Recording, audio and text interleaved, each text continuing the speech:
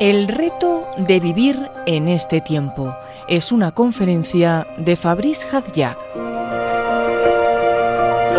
Este escritor y filósofo impartió esta conferencia dentro de las jornadas de Católicos y Vida Pública, que tuvieron lugar del 15 al 17 de noviembre de 2024.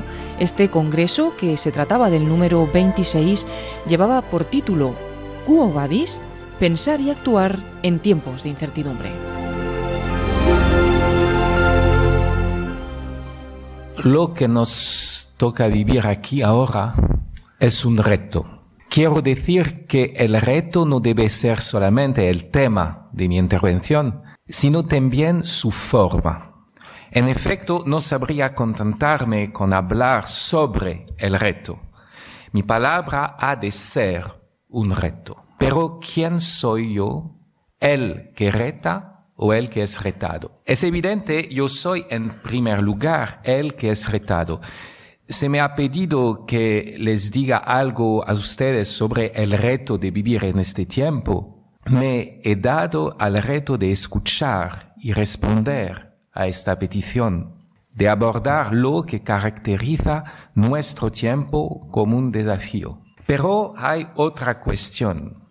Si me han llamado a mí, es en razón de lo que he podido decir sobre esta cuestión. He escrito un librito a partir de una conferencia que di en Roma y que traducida ha obtenido una cierta repercusión en España. El librito se titula La suerte de haber nacido en nuestro tiempo. Se me reclama ahora, pues, variando un poco los términos, el reto de vivir en nuestro tiempo, y aquí el drama del autor. Lo convertimos en especialista, le pedimos que se repita y por lo tanto que se mate a sí mismo públicamente en cuanto autor. Su pensamiento es llevado a la esterilidad. En el momento mismo en que es aplaudido, se estanca, se reduce a eslóganes que debe martillear sin cesar, se convierte en un mal actor de sí mismo. Antes reflexionaba, ahora recita, mañana prodigará recetas.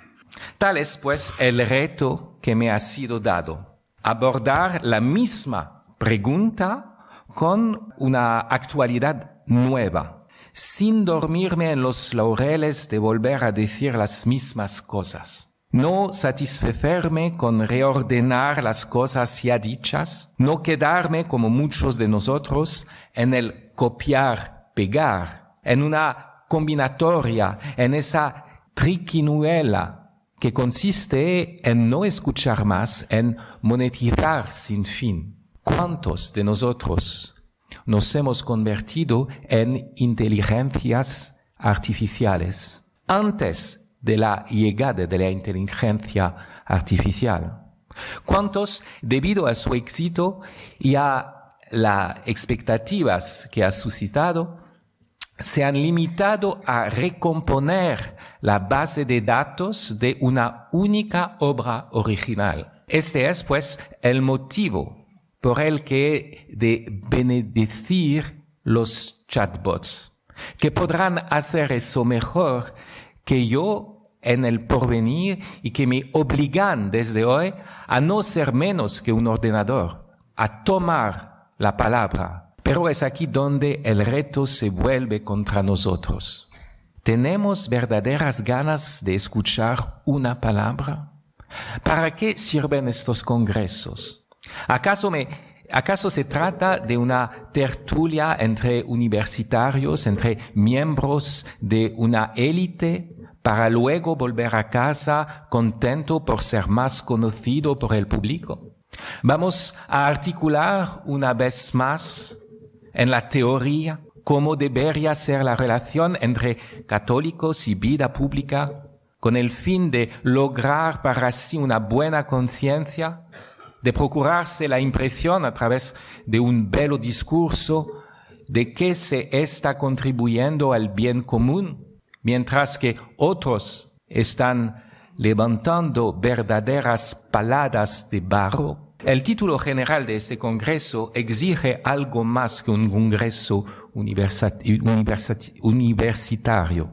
Implica una interpelación personal. Si bien está expresada en latín, quo vadis, ¿a dónde vas?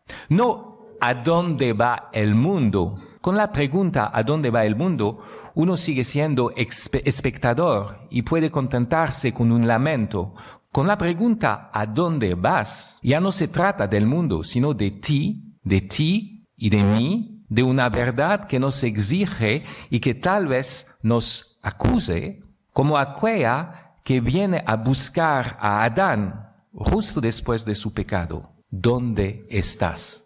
La pregunta de saber a dónde vas, a dónde voy, sigue sin ser la más importante. Esta mañana, cada uno de nosotros puede haberla respondido con bastante facilidad: voy al Congreso de Católicos y Vida Pública. Enseguida podríamos haber escuchado la réplica: ¿y para hacer qué? Aquel de quien basta saber a dónde va sin necesidad de que se le hagan otras preguntas, es lo que hoy es llamado un líder. Lidera como el pájaro que encabeza de un escuadrón de estorninos. Él va, solo hay que seguirle.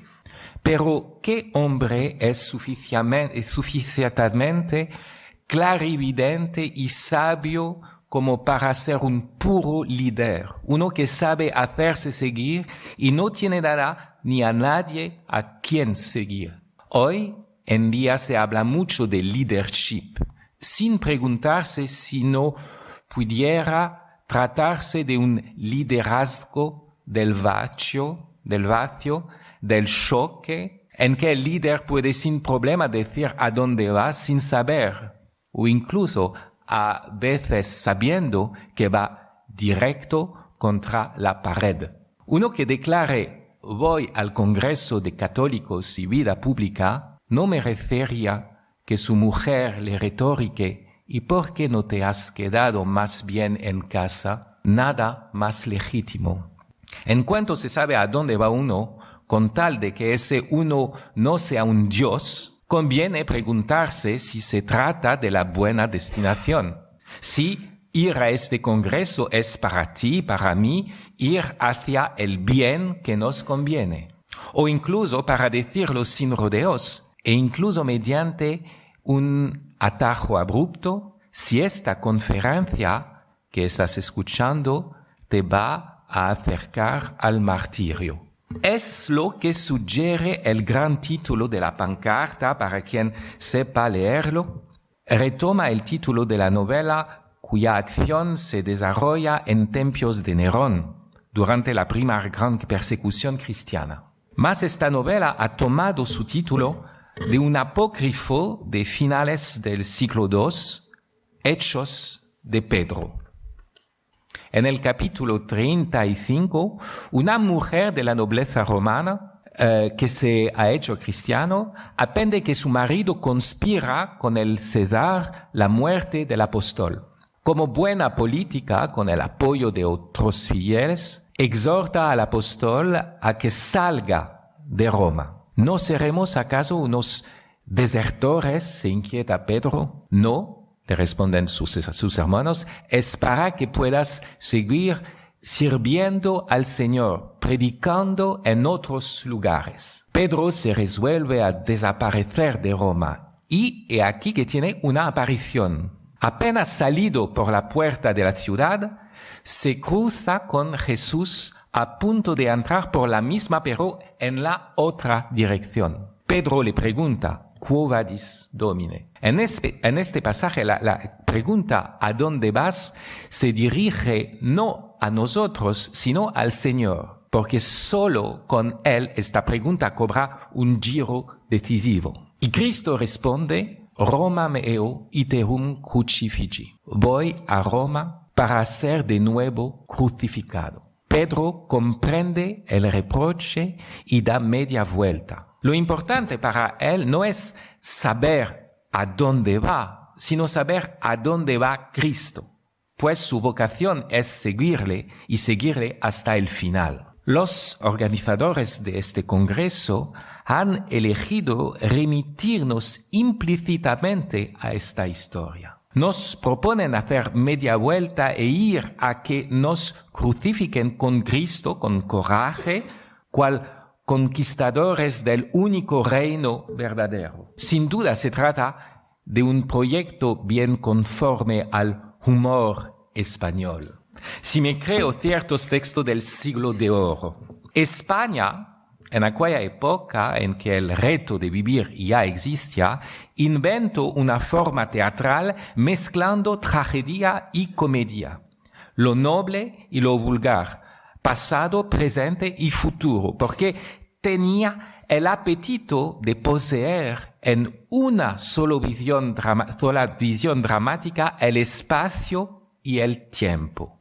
En su obra Arte Nuevo de hacer comedias en este tiempo, Lope de Vega escribe: la cólera de un español sentado no se templa si no le representan en 2 horas hasta el final juicio desde el Génesis. Voilà. He aquí el desafío. No solo tomar la palabra, sino seguir la palabra del Génesis hasta el juicio final. Si me creo que lo que decimos justo antes de recibir el Santo Sacramento, bastaría que una palabra sea dicha, una sola, para que todo sea transfigurado. Una palabra tuya bastará para sanar mi alma. Pero nos da miedo esa sanación del alma. Queremos sin duda la curación del cuerpo, no la del alma, porque sería en nosotros el despertar de una vida en la justicia y el amor, y por lo tanto del testimonio en la verdad hasta llegar a ofrecer la propia vida. Tener el alma sanada es aceptar tener el cuerpo magullado en el martirio. ¿Quién de nosotros, pues, puede escuchar esta palabra? Un reto no es un desafío cualquiera. En su uso primero, la palabra se refiere a un duelo. Un reto es una cuestión, sino de honor, al menos de vida o muerte. Y lo primero que experimentamos ante él es la emoción menos confesable, el miedo. No tanto el miedo de morir como el miedo de vivir. El miedo de vivir a la altura del desafío, el miedo de mantener nuestra reputación de ser vivo, porque retar viene del latín reputare, cuestión de reputación. La conciencia judía y cristiana nos remite a un reto muy célebre. En el capítulo 17 del primer libro de Samuel, la palabra hebrea jafar torna 4 veces. Es su mayor concentración en la Biblia. El leccionario católico español lo traduce tanto por desafiar como por retar o por insultar. Sirve para nombrar el momento en que el gigante filisteo Goliat de Gat se presenta delante de los ejércitos de Israel, todo envuelto en bronce, casco, coraza, armadura, lanza y sable de una talla y un peso excepcionales. Parece una máquina de guerra más que un soldado y propone un duelo en lugar de la batalla. Las palabras que emplea son muy significativas. No están exentas de una intención profética las que el autor pone en su boca. Hoy he avergonzado a los batallones de Israel con mi desafío.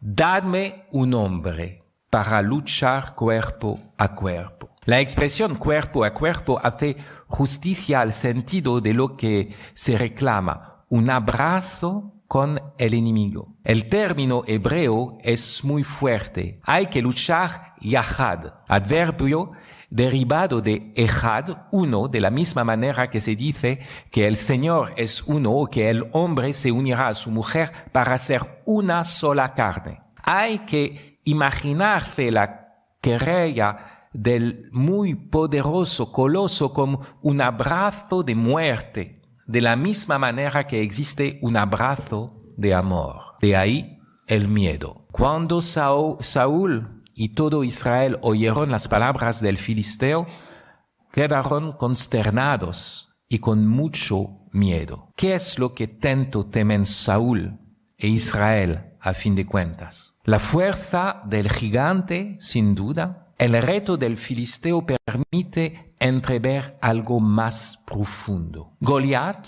con su lanza, se parece a Diógenes con su lámpara. Diógenes, en pleno día, decía a los transeúntes, busco un hombre. Goliat, ante los guerreros de Israel, dice, busco un hombre. El reto consiste a presentar lo que parece lo más común, un ser humano, simplemente un humano, pero entre tantas tropas en orden de batalla, entre tantos congresistas reunidos en el anfiteatro, no hay ni uno solo. Aparece de pronto el joven David, enviado por su padre para llevarles la comida a sus 3 mayores, sus hermanos, que forman parte del ejército de Saúl, pero que no osan enfrentarse al filisteo. Es el menor creativo. Es el menor el que va a responder al reto, no un guerrero, sino un pastorcillo que apacienta las ovejas de su padre. Se podría ver en esto una declinación, o más bien una matriz de los temas clásicos. El débil supera al fuerte, la afirmación de la contingencia y de la providencia, la piedrecilla lanzada que derriba al coloso de pies de barro. En verdad, leyendo el texto, se percibe que las cuentas de Goliat se resuelven rápidamente. Cierto, la imagen de la honda y de la piedra entre los 2 ojos ocupa la parte frontal de la escena. Pero consigue cegarnos. Perdemos de vista el plano trasero que ilumina. En la parte frontal de la escena, David enuncia que el reto no es en primer lugar una cuestión de armamento. Tú vienes contra mí con espada, lanza y jabalina.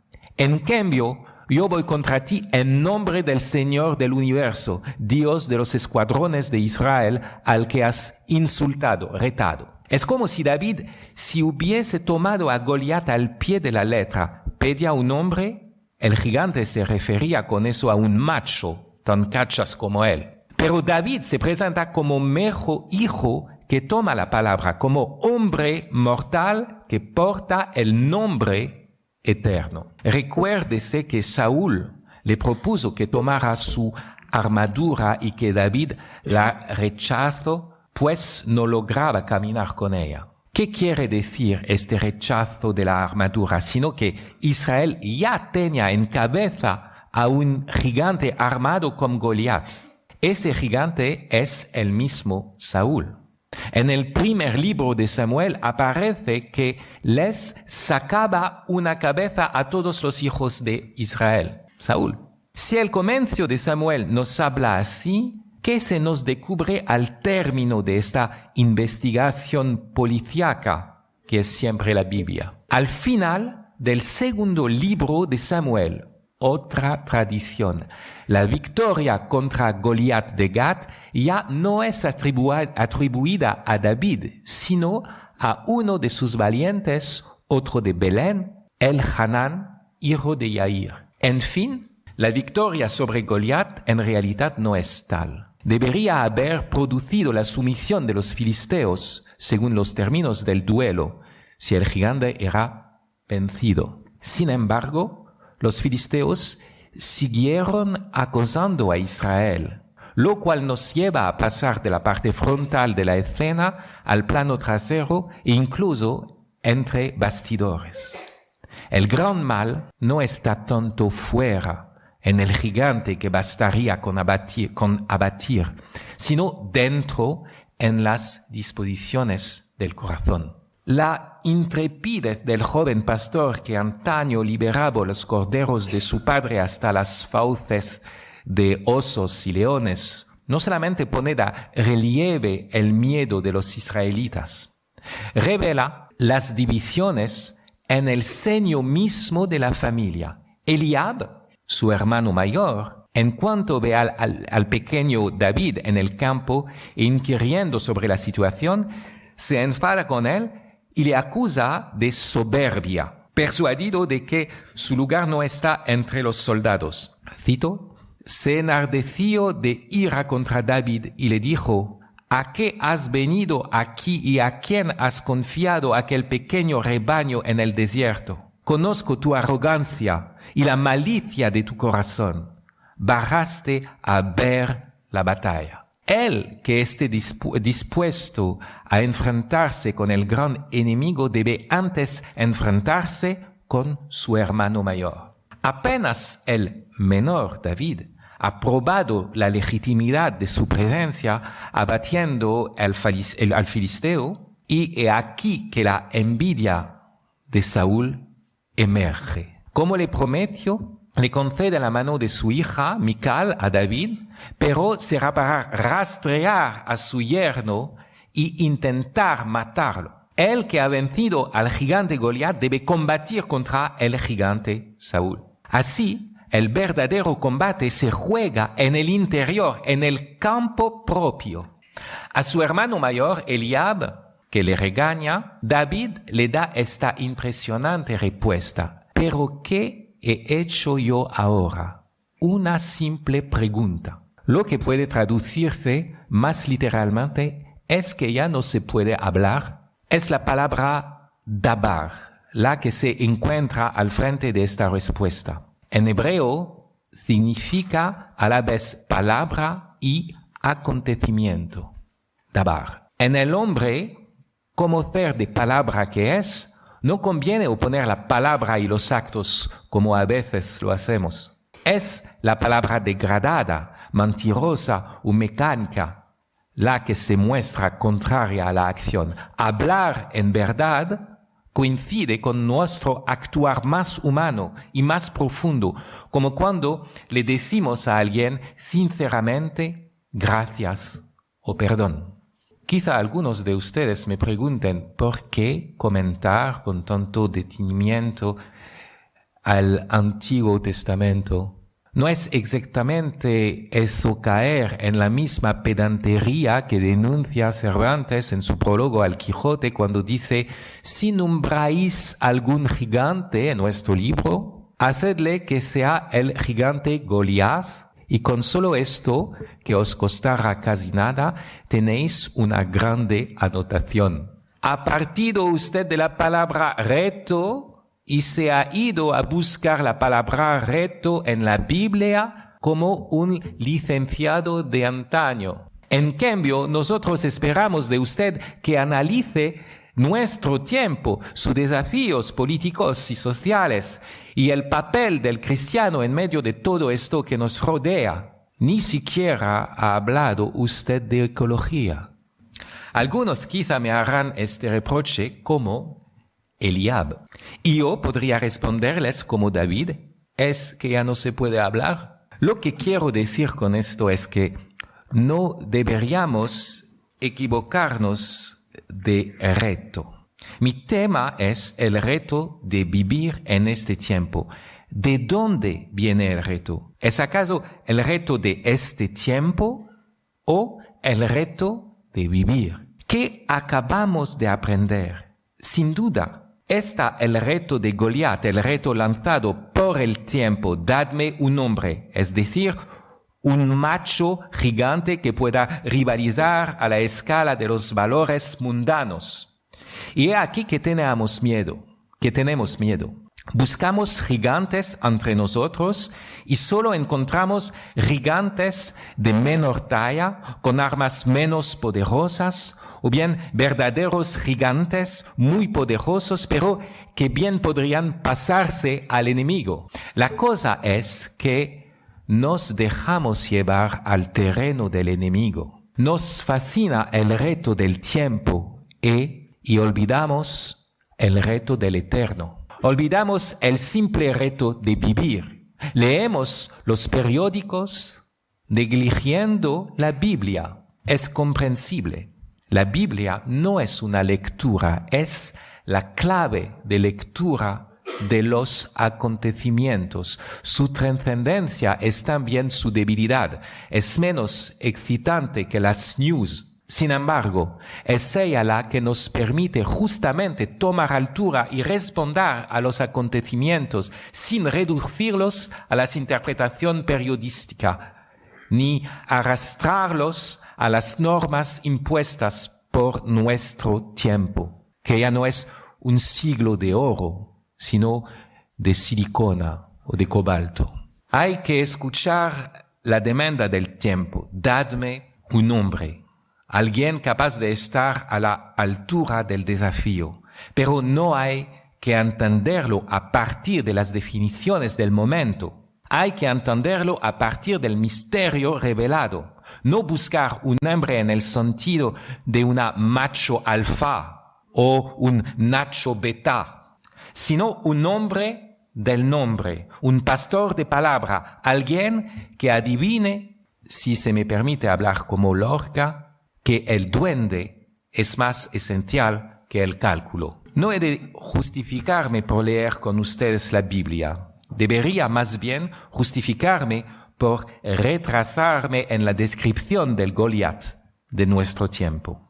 De todos modos, voy a intentar hacerlo. Pensar sobre este tiempo supone discernir lo que distingue a este tiempo de los que lo preceden, y más especialmente porque es el lugar de mayor confusión del que lo precede inmediatamente, a saber, la modernidad. El sustantivo modernidad viene del latín modernus, que significa reciente. Su principio básico es simple. Lo reciente es mejor que lo antiguo. Lo que no implica necesariamente que el hoy sea mejor que el ayer. Los modernistas eran astutos, sino que el mañana será mejor que el hoy. De hecho, si usted afirmase simplemente como prueba de la verdad moderna que el hoy es mejor que el ayer, ofrecería una posibilidad de verificación, introduciría la duda. En algunos puntos, con toda evidencia, hay cosas menos buenas e incluso peores, los campos de exterminación del Tercer Reich, o la bomba atómica de Nagasaki, o la devastación industrial del medio ambiente. En cambio, si usted afirma que el mañana será mejor que el hoy, o mejor aún, que el mañana será mejor que el ayer, la proposición se vuelve infalsificable. Se trata, en efecto, de comparar lo que ya no es con lo que todavía no es. Podrá usted entonces conjugar el revisionismo con el optimismo. Repintar lo que ya no es más negro de lo que estaba y pintar lo que aún no es más rosa que lo que será. La modernidad proviene de la cristiandad.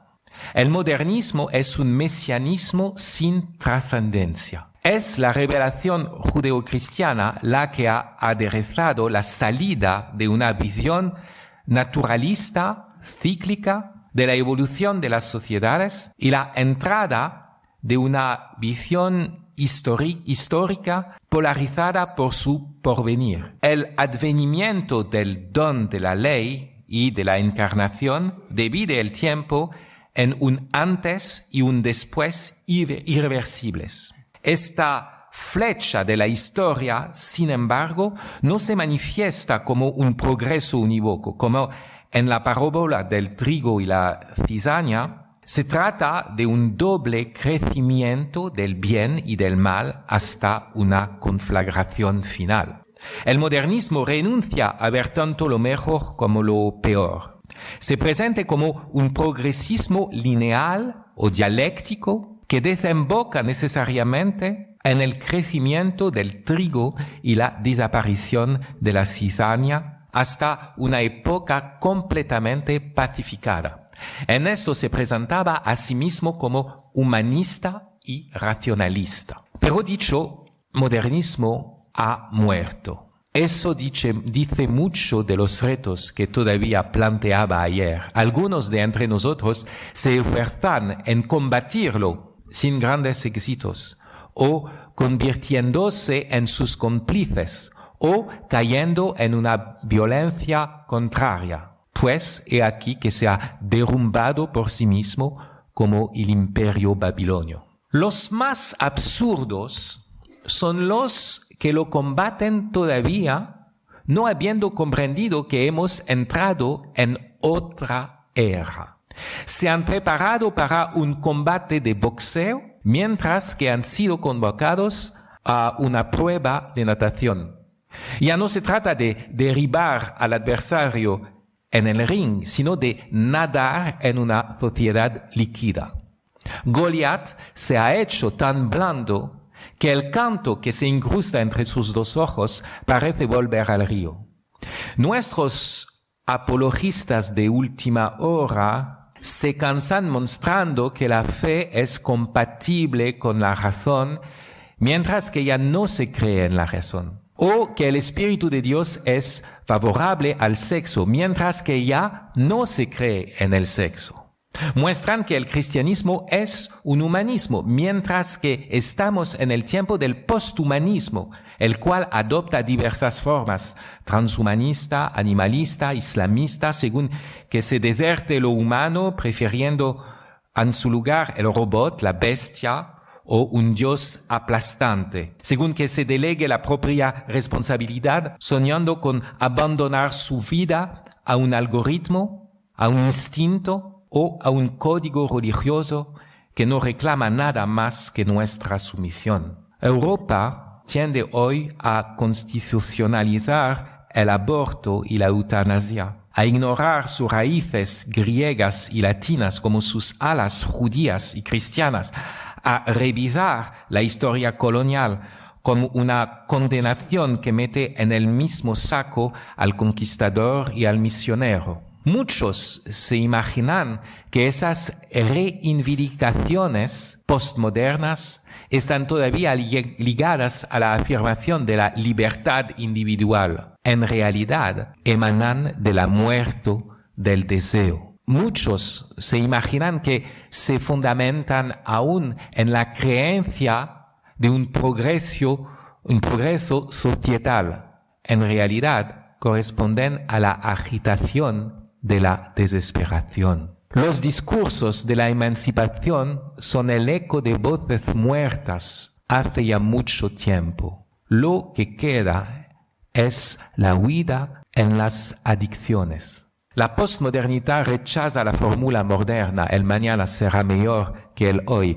Está fácilmente convencida que mañana será peor. La fórmula es ahora ya nada va. Que cada uno se divierta a su guisa. Ya no hay creencia en un mundo mejor. Hay dispersión en el metaverso. En la época progresista, los católicos tenían razón de criticar su tiempo, en la medida en que se trataba de contrabalancear el optimismo ambiente. Hoy en día, decir que todo va mal, que la sociedad se descompone, que el honor y la memoria se pierden, es ir en la misma dirección que el pesimismo ambiente. Hay pues que ser optimista, Dios nos libre. La esperanza teologal se opone de la misma manera al optimismo que al pesimismo. El pesimismo no va tan lejos en la conciencia del mal, ni el optimismo en la conciencia del bien. La esperanza posee el sentido de una miseria tan horrible tan horrible de la que nada, salvo la misericordia divina, nos puede sacar. Posee el sentido de una bondad tan divina que sigue siendo el fondo del ser y que Dios da siempre a su criatura la posibilidad de abrir un camino en el callejón sin salida, un camino vertical. No hay que dejarse seducir por el Goliat de nuestro tiempo, como tampoco hay que luchar contra él con sus armas. Lo hemos visto en el libro de Samuel. La victoria contra un enemigo que solo fuese exterior se tornaría rápidamente en guerra civil. El hermano mayor contra el menor, Saúl contra David, prefigurando el gran cisma Israel contra Judá. Al emplear la expresión guerra civil, soy consciente de qué impacto puede tener en el espíritu de un español. Su gran pregunta es ¿cómo hemos podido caer en tal guerra fratricida? La respuesta bíblica es porque no hemos entrado suficientemente en el combate interior espiritual, porque no hemos comprendido que esta adversidad estaba en primer lugar para que cada uno de nosotros experimentase, para que se nos manifestase para nuestro tiempo el rostro del ser humano. Porque no existe aquí abajo ninguna victoria definitiva. Solo hay anunciaciones. Siempre está desheredada la aurora. Nunca dejará la noche de volver a caer más sombría. Pero otras auroras se levantan a través de aquellos que responden al reto vuelto a lanzar sin cesar de vivir. Hablando así, buscando asir el entonces de este tiempo. Retomo casi palabra por palabra lo que dijo María Zambrano en un texto, La experiencia de la historia. Allí distingue la historia apócrifa y la historia verdadera, la historia de Goliat con su manera de entender el reto y la historia de David con su manera de responder al mismo. Se trata siempre de desbrozar lo verdadero que se esconde en lo apócrifo, de revelar de nuevo el misterio del hombre en medio de los programas que pretenden absorberlo. Cito María Zambrano: los momentos históricos se señalan en realidad por la reaparición decisiva y por la necesidad inevitable de correr a esa presencia reveladora del ser humano, aún no realizada y siempre a punto de nacer. A cada racimo de generaciones, sino a cada generación se presenta bajo una forma u otra su momento histórico, en el cual esa cosa llega y actualiza todos los que han tenido lugar anteriormente. Tal es el reto, hoy como ayer, aunque diferente del de ayer, porque como ayer el reto no tiene precedente, pues cada momento histórico apela a una revelación renovada de lo humano en su drama trascendente. La aparición de un David sobre el campo de batalla, en el que no estaba prevista, porque en medio del desastre no aporta la solución, sino el deseo. Porque viene con lo que es más nuevo que toda innovación, la afirmación del eterno. Cada uno de nosotros llega con su egocentrismo. Por la gracia, ese egocentrismo se transforma en misión irreemplazable. Mi subjetividad me sitúa como el centro del mundo y como la cumbre de las generaciones. En tanto que cosa objetiva no soy nada, en tanto que sujeto es todo el drama de la historia el que se vuelve a jugar a través de mí y que busca un desenlace en los altercados aparentemente minúsculos de mi día a día. ¿Estaré a la altura del reto de la esperanza? ¿Acaso voy yo, como David, a poner mi granito de sal y mi granito de arena en la máquina, a hacer una brecha en la pantalla, a comparecer de suerte que se pueda decir bajo las ridiculizaciones del mundo, pero ante el amor de Dios? ¿He aquí el hombre? Desde el momento en que el aborto aparece como un derecho, toda mujer que acepte llevar una vida en su vientre es una Juana de Arco.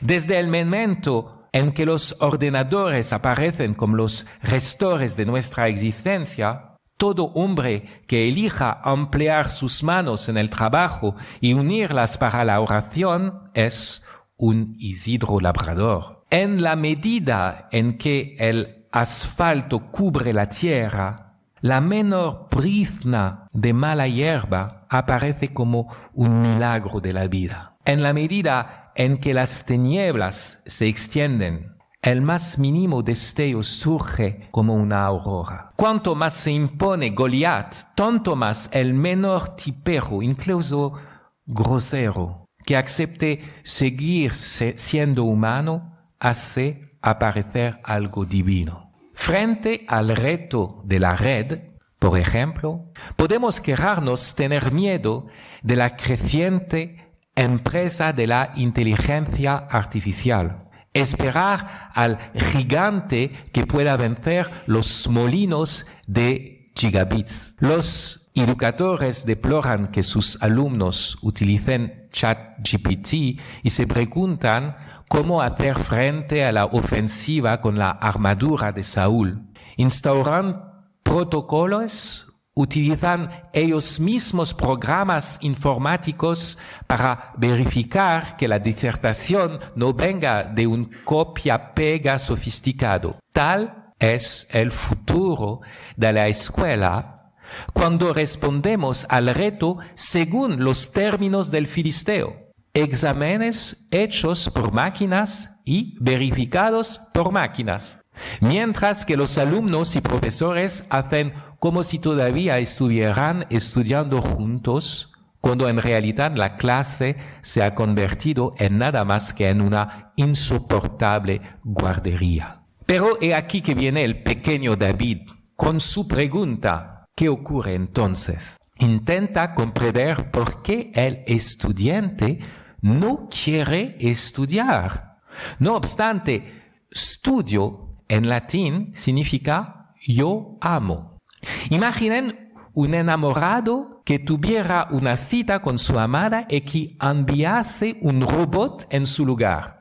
Hay motivos para preguntarse por qué el estudiante envía robots en lugar de asistir él mismo. No será precisamente porque lo que le pedimos no es a él mismo, sino una representación impersonal que podría hacer cualquier cosa en su lugar. Saúl tiene miedo de la inteligencia artificial tan eficaz en sus cálculos. David reconoce en ella la ocasión para identificar mejor la esencia de la inteligencia humana, menos calculadora que contemplativa, menos pragmática que dramática, menos competente que apetente, es decir, amorosa. ChatGPT no es el bulldozer que devasta el colegio, sino la escombrera que recoge los restos de un edificio que ya estaba desde hace tiempo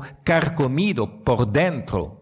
Desde hace tiempo la ciencia se había desligado de la sabiduría y la enseñanza se había desencarnado. Ya no se trataba de cuestiones de vida o muerte, ni de llamadas que comprometieran el espíritu con la carne, sino de la gestión de datos en vista de una explotación comercial. El reto del gigante Gigabytes es el de pasar del miedo a la prueba de los que somos y a la revelación de lo más simple, como el narrador al final de Mecanópolis, cuento de Miguel de Unamuno. Después de su horrible estancia en la ciudad habitada, o más bien amueblada exclusivamente por máquinas, se sobrecoge al encontrarse un simple rostro, el de un extranjero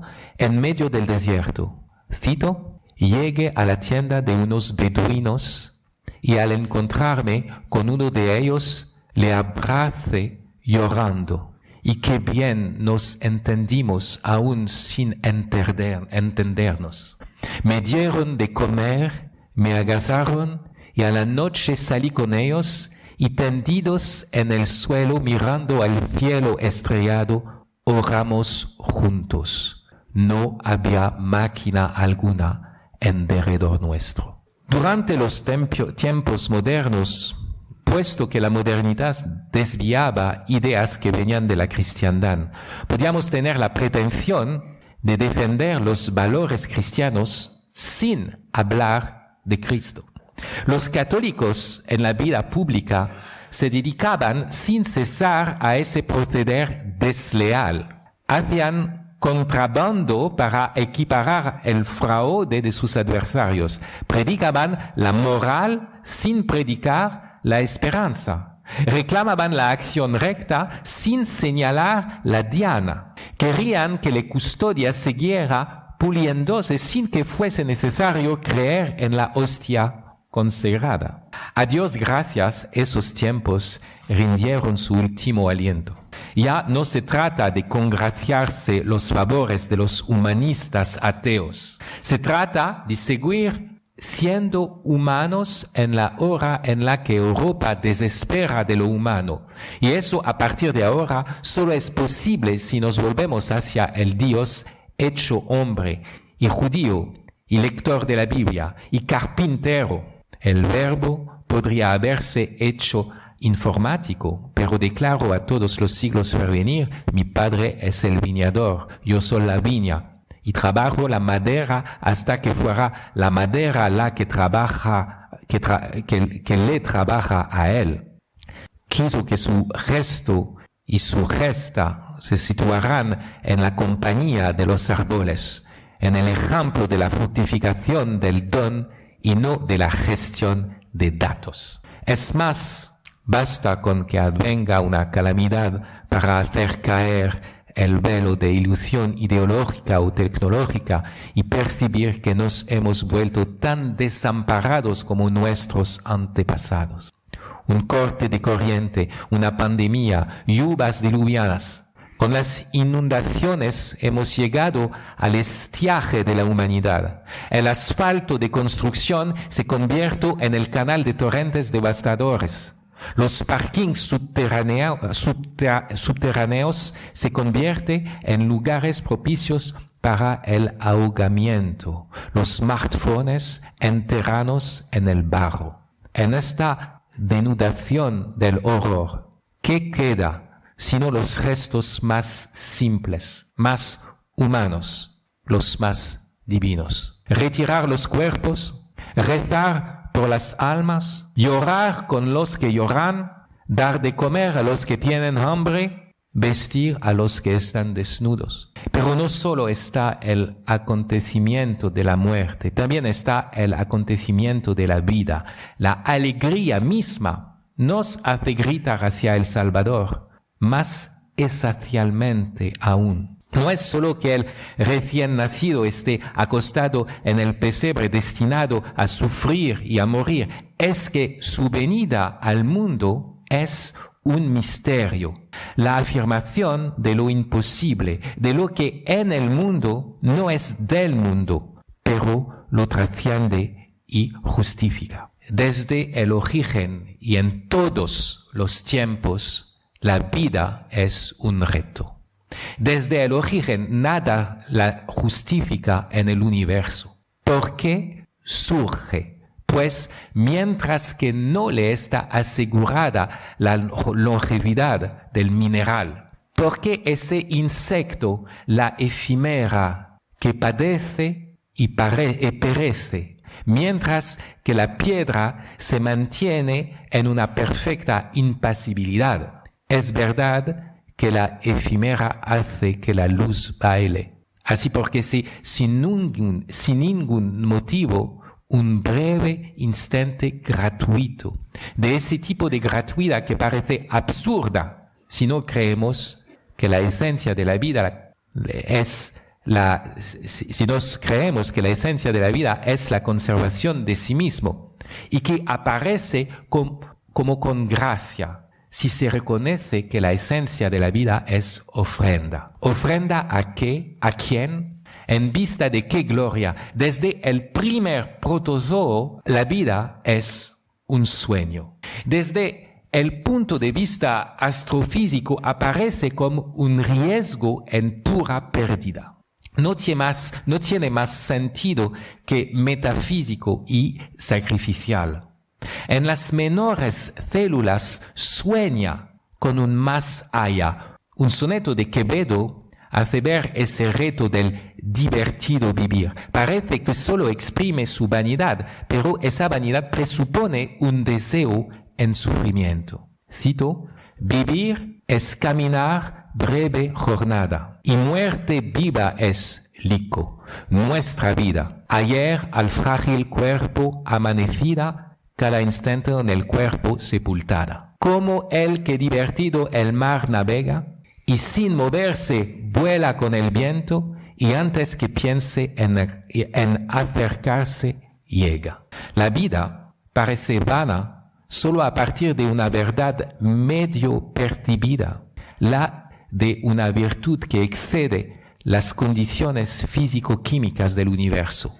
Atraca en el puerto de la muerte antes de pensar en ello, porque es como aquel divertido. Pero, ¿por qué ese divertido? ¿Qué convertido sugiere? ¿Por qué ese sueño del sentido? El sueño de ese nada que siendo es poco y será nada, como dice también Quevedo, y que a pensar de todo parece esperar contra toda esperanza. Ese sueño es sueñal, señal que apunta hacia una realidad trascendente, que atraviesa el mundo empírico buscando el sentido de toda sensación. ¿Por qué sentir? ¿Por qué en el universo la aparición de tantos seres sensibles y carentes de sentido? Existe un punto de inflexión extremo en el cual lo que está sumergido por la miseria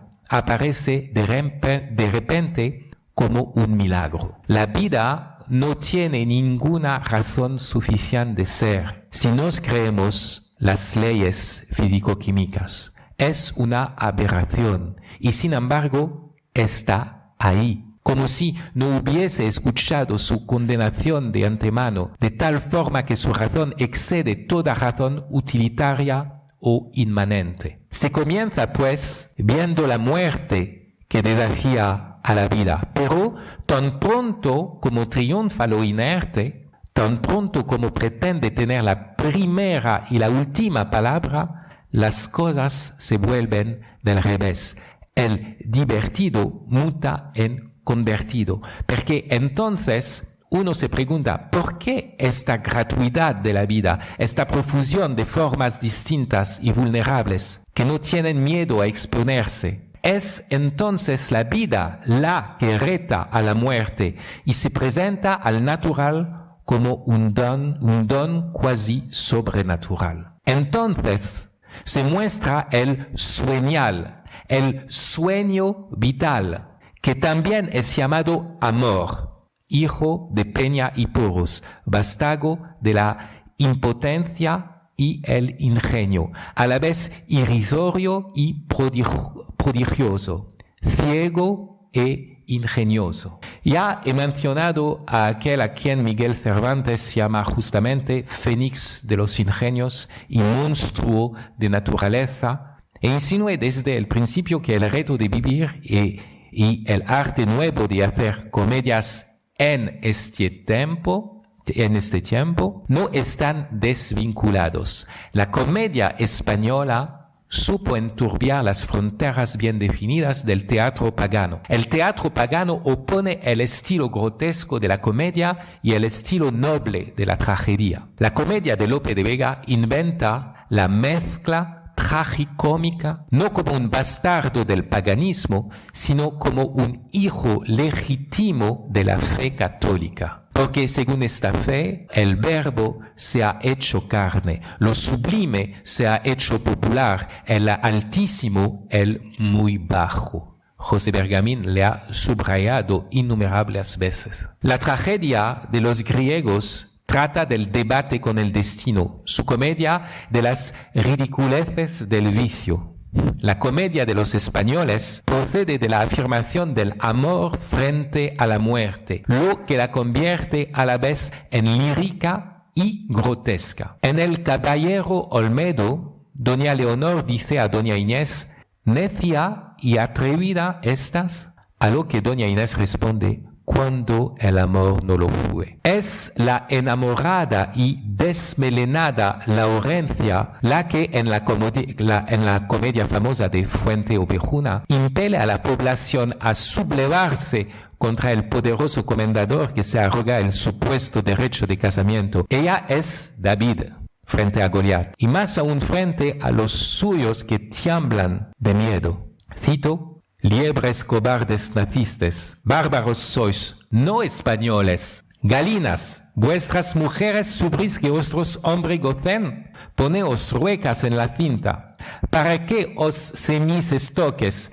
Vive Dios, que he de trazar que solas mujeres cobren la honra de estos tiranos, la sangre de estos traidores». En Orfeo, el marido más firme, Lope no cesa de modular el tema, no tanto del amor frente a la muerte, sino del amor fuerte como la muerte, del amor que hace morir para resucitar con el otro, retando así a la muerte física, porque el alma del amante ya ha sido ofrecida y se encuentra más en el ser amado que en su propio cuerpo, abocado a procesos siempre tambaleantes, extáticos y payasescos, hasta el punto de que el teatro debe desdoblar a la persona en dos personajes, el caballero y su vasallo, Quijote y Sancho, Orfeo y Fabio,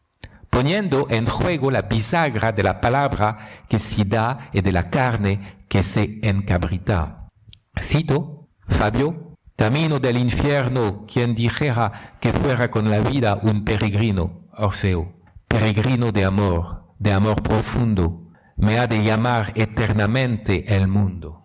Fabio: «Que no se halle una venta con ser cierto que aquesta senda va a su llama eterna, que no haya un bodegón en este puerto, una carnicería, una taberna». Orfeo: «Aquí me aguarda y dame el instrumento, que ya la puerta de diamante veo». Fabio: «Pues, ¿ya me dejas solo?» Orfeo: «Solo intento que llegue a lo imposible mi deseo». Orfeo no podrá hacer volver a Eurídice de los infiernos. Su amor de hombre es impotente. Aspira a una gracia que no se puede dar a sí mismo. La vida, desde su nacimiento, no solo parece destinada a morir, aparece cuando en realidad jamás debiera haber existido. Y él aquí, sin embargo, retando a la muerte, intentando lo imposible, porque la clave no es un éxito mundano, sino la simplicidad del vivir, es decir, de darse de nuevo en la simple pregunta del joven David. Así finaliza en Radio María esta conferencia impartida por el escritor y filósofo Fabrice Hadjiak con el título El reto de vivir en este tiempo. Es una conferencia que impartió dentro del Congreso Católicos y Vida Pública número 26, que tuvo lugar del 15 al 17 de noviembre de 2024, bajo el lema Quo Vadis? Pensar y actuar en tiempos de incertidumbre.